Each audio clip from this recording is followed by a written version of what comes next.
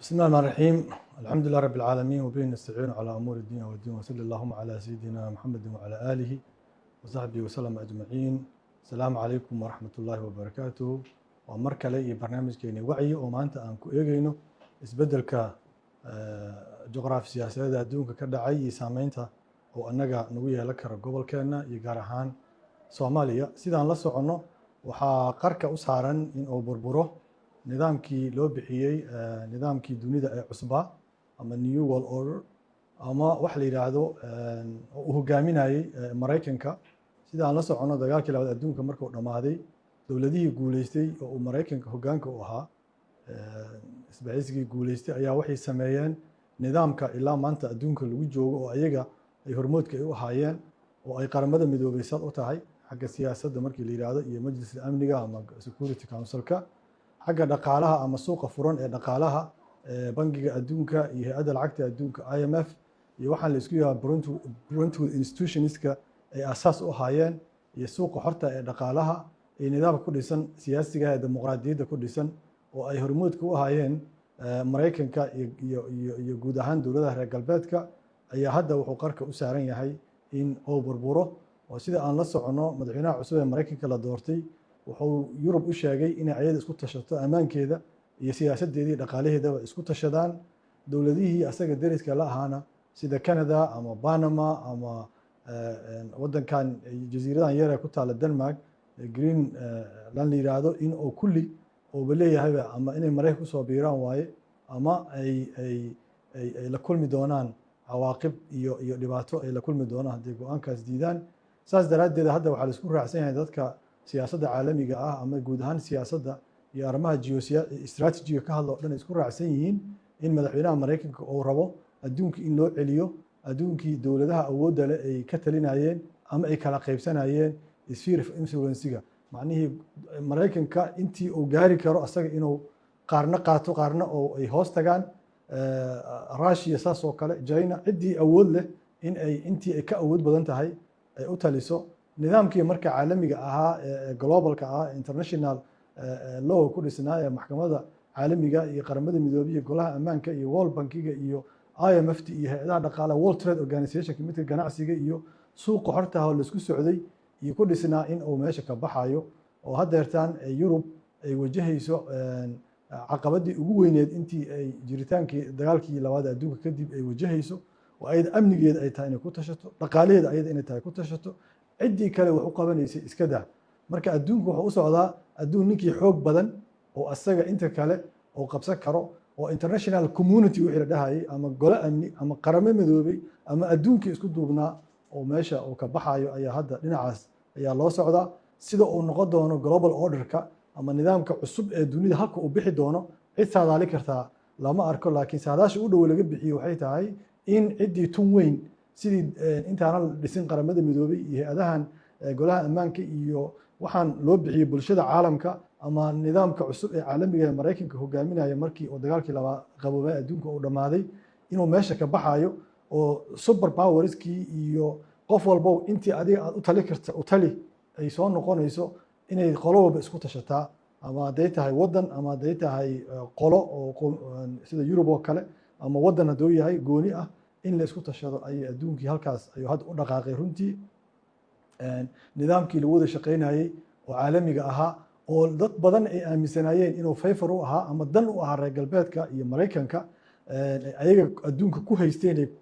ku dominate gareynayeen oo meesha ka baxayo dad badan ay aaminsanayeen ugu yaraan inuu xasilooni keenay oo waxa la yiraahdaa markii nidaamkaas la aasaasay wax dagaal dawlad ku duulaysa oo dhacay ma jirin awood la isku maquunayo ma jirin ciddii xad gudubtaana meel u baa looga soo wada jeesanayay marka laga reebo kuwa ayaga nidaamka hogaaminaya awoodda leh oo waxay rabaan ayaga ay sameynayeen taas waa isbedelka caalamiga ee socda marka waxa la leeyahay wixii nidaamkaas isku hoos jiro dhanna way burburayaan haday tahay ama human rights haday tahay ama dadka qaxootiga ah oo wadamadooda aadoo la ilaaliyo xuquuqdooda haday tahay waxa la leeyahay wixii kalena way raaci doonaan oo systemkaas la socday runtii waxa kaloo hadaan u soo noqono gobolka annaga aan joogno geeska Afrika waa gobol colaado ka wada taagan yihiin waxaan la socnaa Suudaan colaada ka taagan Suudaantii hore ee la yaqaanay koonfurta Suudaan colaada ka taagan oo saan la socono ciidan Ugandaysa loo dir inay madaxweynaha madaxweyne ku-xigeenka Oseysta ay dhex galaan. Ethiopia colaada ka taagan oo hadda waxaa qarka loo saaran yahay gobolkii Tigreega ahaa oo ku dhawaad 1 milyan oo qofood ay ku dhinteen sanad ka hor markii ay isdagaaleen dowladda dhexe iyo ayaga in gobolkii dhexdiisii oo ay laba u qaybsameen oo hadda ay la isku haysto oo nidaamkii hore ka talinaya gobolka Tigreega iyo midkii cusbaayay Abiy Ahmed gacansaar kala lahaa ay isdagaalsan yihiin oo xabado isku haystaan. Eritrea iyo Ethiopia in isku ciidan dhuranayaan oo laga hadlayo un goorma isku dhici doonaan oo isdagaali doonaan ay tahay arinta oo isku inay qarka isku saaran yihiin. Annaga shabaab iyo argagixiso iyo kala taagnaasho dowlad goboleedyadii iyo dowladdii dhexe ee dadkii kale ee mucaaradka ah intaba qoorta la isugu jiro Soomaaliya haddeertaan ay xasilooni jirin. wadamada qaarkood xataa stable-ka ah sida Djibouti oo kalena waxaan la saadaali karin waxa dhici doona waxa la yiraahdo succession-ka isbedelka soo ku dhici doona maadaama nin oday oo muddo ka talinaya meesha uu joogo isbedelka ma nabad ku dhici doona ma si wuxuu ku dhici doona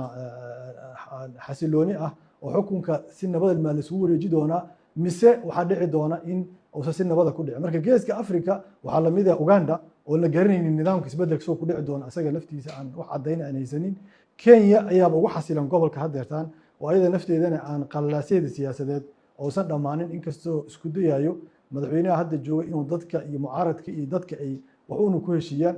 ugu yaraan ayaga ay leeyihiin garsoor xoogaa qaangaaray iyo ciidan siyaasadda ka baxsan iyo bulsho rayid oo xoog badan iyo dhaqaalaha furan suuqa dhaqaalaha furan inkastoo Kenya intaas ay asaas u yihiin laakiin inta kale gobolka waa gobol wada ololaya ciddii markii adduunka u tali jirtay oo international community-ga loo yaqaan ee Mareykanka hogaaminayay golaha ammaanka saldhig u ahaa European Union-ka iyo Mareykanka iskaashanaya isla socdeen oo ayaga faragelin ku sameeyay jiray xasaradaha iyo colaadaha meelaha dhibaatada ka jiraan oo la dhihi jiray waa booliska adduunka ama arbitry adduunkiina meeshii inuu ka baxayo. Marka waxa isku soo aadaya gobol wada ololaya iyo international order-kii oo dumaya ayaa isku soo aadaya yaa meesha soo baxaya marka actors cusub marka soo baxaya oo ay yihiin kuwaas waxa la yiraahdaa middle size powers awoodaha qadka dhaxal yiraahdaa. Marka gobolkeena wuxuuna saameyn 10 ama 20 ku yeelan doona ayagana faragelin 10 ama 20 ku sameey doona dowladaha hadda middle size power-ka loo yaqaano oo kuwa annaga nagu gadaaman oo noo dhow oo geeska Afrika ku dhow oo ay wadaagaan badda cas ama badweynta Hindiya ama ay wadaagaan culture iyo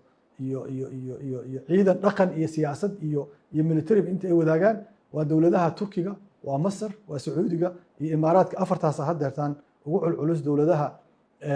gacanta kula jira geeska Afrika oo siyaabo kala duwan dadka ishaayeen si kala duwan ula safan. dowladaha kale ee middle size power-ka la yiraahdana ama awoodaha dhexene waa Hindiya waa Brazil waa South Africa dowlado badan oo marka waxa jira ama Turkiga soo kabcaya oo awood dhexe ah oo haddeertaan aan looga maarmayninba inay goboladooda ayaga ay ka noqdaan atoorayaal ama dad kala celiya laakiin dad hadda rule ama system sidii hore kuwii hore ay sameysteen lagu shaqeey jiray oo la garanayo oo la isku xisaabtamayo ma jirin. reer galbeedka inay system kaliya dhiseen maaha systemkana qaab la isku xisaabtamay u abuureen oo xataa waxaa dhacaysay gudahooda مثلا كونغريسka Mareykanka ama aqalka dadka xildhibaanada ama midka odayaasha ama wadamadaas Yurub xataa Ingiriiska baarlamaankiisa ama aqalkiisa odayaasha ama baarlamaanka Yurub qaab dadka madaxda loola xisaabtamo oo siyaasadda arrimaha dibadda xataa lagala xisaabtamo ayaa jirtay oo lagu saameyn karay go'aanada ay qaadanayaan. tusaale hadda Soomaaliya markii ay Mareykanka faragelinta ku sameynayeen 92 waa saameyn gudaha ka timid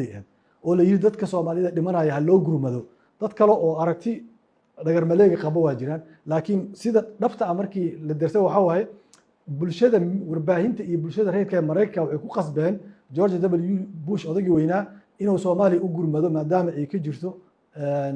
humanitarian crisis wax la yiraahdo sida Kosovo kale markii ay NATO ay galayso kale marka hadda inay NATO ay si dhimanayso qaramada midoobay isguurtaas ka sii macna beelayo hay'adii kale dhaqaalaha adduunka sii macna beelayo ama World Bank ama IMF ama World Trade Organization-ka wax cusub oo sabaysmi doonan aan la aqoonin. marka waxaan ku jirnaa adduun wada hubanti la'aan ah dalkeenana marka wuxuu ku tiirsanaaba asaga dhanba dhaqaale ama gargaar ama taakuleyn meelahaas ka timaada awoodaha dhexe ama awoodahaas kale oo waaweyn. marka waxaan ku soo aadi doonaa xaalad aad iyo aad u adag. marka waxa naxdinta leh waxay tahay inay hogaankii dalka aysan ahayn up to the challenge wax la yiraahdo macnihii taxadiga ama halista nagu gadaaman inaysan dadka warqaba ama sideeda u dhaqmaayo aansan ahayn.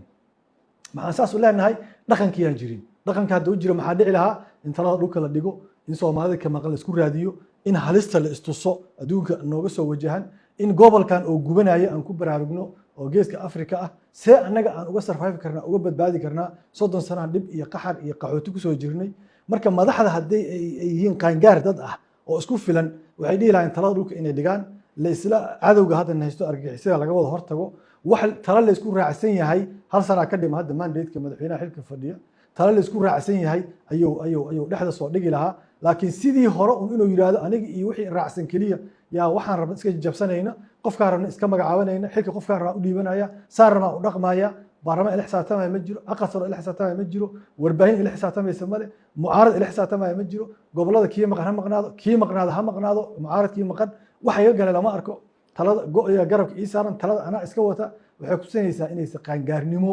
aysan jirin oo taxadiyaadkii caqabadaha nagu soo wajahan lagu garan karo intay la eg yihiin. haddii hogaankii intaas oo garan lahaa ani waxaan aaminsanahay maanta inuu intaas dhaami lahaa. hadduuse hogaankii gara waayey intayna kale maxaa laga rabaa dadkeena ama dadka aqoon-yahanka ama dadka kale siyaasiyiinta ee dowladda dhaliishan ama dadka waxgaradka indhaargaradka ah ee bulshada dhexdeeda ah ama dadka ganacsatada ah ha u malaynina inaad intaad ganacsato tahay adiga iska noolaa kartid oo ganacsigaada kuu najixi karo, ama aad jaamacadihii iskoolo ka shaqayso iskoolaha jaamacadaha ay kuu shaqayn karaan, ama aad wadaadto dadka masaajidka wacdiso masaajidkii iyo wacdiga uu kuu shaqayn karo ayadoonan halistan ee nagu soo gadaamanay soo socota ay jirto. ha ka yaabin marna. ama inaad iska qowlaysato iska shaqaysato oo tiraahdo aniga un baa noolaanayo, haddaan Soomaaliya ku noolaa waayeen dowladda haddaan ganacsada ahay dowladda dariska maalgashana, haddaan aan joog waayo dalkana waa ka qaxa waa iska taga, haddii aan ku noolaa waayo Soomaaliya waa iska taga. dalkan annaga iskale mas'uuliyadda naga saaran, waan iska kaasho karnaa inaan ciddii qaldan iska qabanno, ciddii saxsanna aan taageerno. oo dhaqankan hadda la abuuray sanadihii ugu dambeeyey rajiimadii isbedelayay ahaa madaxda inaad ammaanto ama inaad aflagaadayso wax u dhexeeyaa jiro, in gacanta la qabto, in la talo la siiyo, in la toosiyo, in la dhaliilo oo dhaliil togan la dhaliilo, in dadku ay isku tashadaan oo ay waddankan dariskeena Kenya ah markii 2007 ay ka dhacday crisis-ka dad adduunka u soo gurmaday, laakiin sideedaba adduun wuxuu kuu gurma karaa marka adiga tahay dad xilkasa ay kugu dhex jiraan, dadkooda bulshada rayidka ah iyo dadkooda waxgaradka ah iyo dadkooda aqoon-yahanka iyo ciidankooda diiday waddanka inay siyaasiyiinta halis ay geliyaan. marka haddaa adiga iska joogto iska fadhiso oo istiraado dadkan siyaasiga ah talo ku haya, siyaasiyiintiina dhaqankooda sidoo aad aragtay, hadday baarlamaan joogaas u dhaqmayaan, hadduu madaxweyne yahay u dhaqmaayo, haddii ay golo xukuumadeed yihiin mas'uuliyadooda iyo tabardaradooda iyo qaabdaradooda intay la eg tahay, in uun meelo la tagtago la isku sawiro oo igu sawirtaas wax walba laga dhigay oo dowladnimo iyo institution in la dhiso iyo caqabadaha iyo challengeska nagu soo wajahan as a nation u diyaar garowno aysan mas'uuliyad ka saarnayn, dadkeennina iska noqdeen dad careless ah oo maxaa iga galay ka dan la'aan wax la yiraahdo. ka dan la'aan meel lagu tagi maayo. waa inaan qof walba oo Soomaali ah mas'uuliyadda ka saaran iyo waxa uu qaban karo iyo kartidiisa intay la eg tahay inuu soo baqiilin aadan isdhihin wax ma qaban kartid waa qaban kartaa aan is abaabulno, aan isku imaano, aan tashanno, aan talo go'an oo midaysan ku wajahno taxadiyaadkii caqabadaha nagu soo socda. waa maasantii. wassalaamu calaykum waraxmatullaahi wabarakaatu.